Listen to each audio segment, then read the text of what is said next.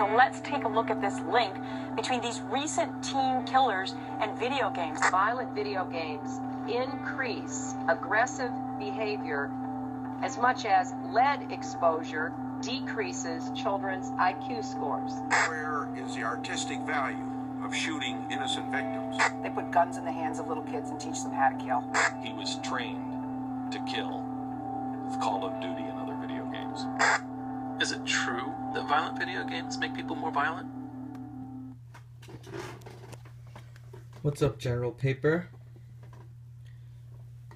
Tonight I'll be talking to you guys about violent video games and whether or not they increase violent behavior in young people. So the intro gave you guys a pretty good idea of what the media thinks of violent video games, and this is really associated with the teen killers that we've seen come out in the news recently. Well, in the past like 20 years.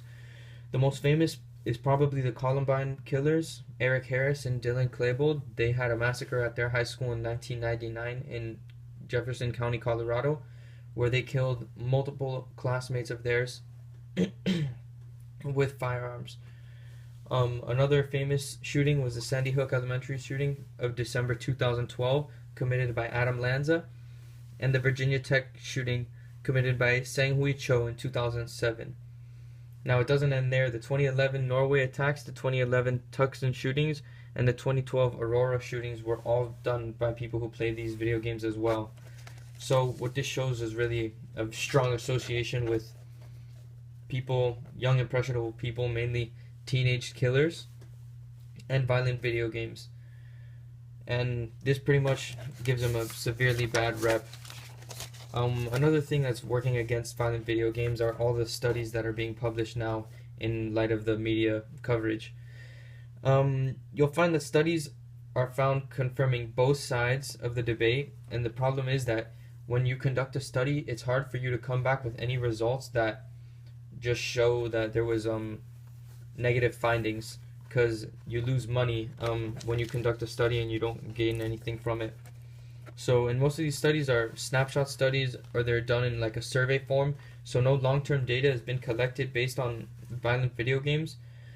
But both sides really agree that if you are concerned about your child, or whether or not that they're spending too much time playing violent video games and it's changing their behavior, then it's recommended that you balance it with other activities.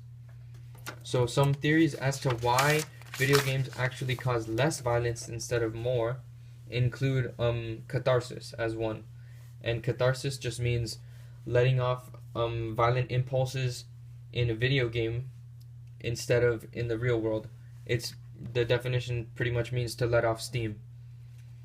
So in that sense, instead of when kids get mad going out and bullying or doing something violent, instead they'll get their anger out by playing video games. Another theory is the time management aspect, where kids are going to spend more time inside playing video games and they're going to spend less time out on the streets. Statistically, we've experienced the lowest crime rates in the last 20 years, which are at the same time video games sales have been at an all-time high. So that's pretty much a contradiction in itself. Now, when we really look at the danger of video games being portrayed this way, it comes down to censorship, and there might be some arguments as to why we should censor violent video games. One being that it's gonna stop kids from having these this violent exposure, and it might lead to violent thoughts. And in the best case scenario, you'll stop the next child killer from coming out. But it goes highly against the First Amendment rights of parents when you limit what their kids can purchase in the stores, such as what happened with the Video Games Rating Enforcement Act of 2011 in California, which was ruled unconstitutional because they said it's a violation of the First Amendment rights of the parents to not allow their children to go buy these games. Also, if we censor video games for an untrue assumption that they cause more violence, we could be causing unwanted harm. There's even more at stake with censorship of these video games. They've gone from simple moving blocks to humans interacting and carrying out real life on the screen. It's become one of the most rapidly expanding art forms, and the techniques that video game makers use are they're constantly evolving. The emotion that video games evoke can be compared to fine arts that we know today, such as literature and film, and limiting the makers of these video games could possibly stop valuable stories and content from ever being shared with the people that need it.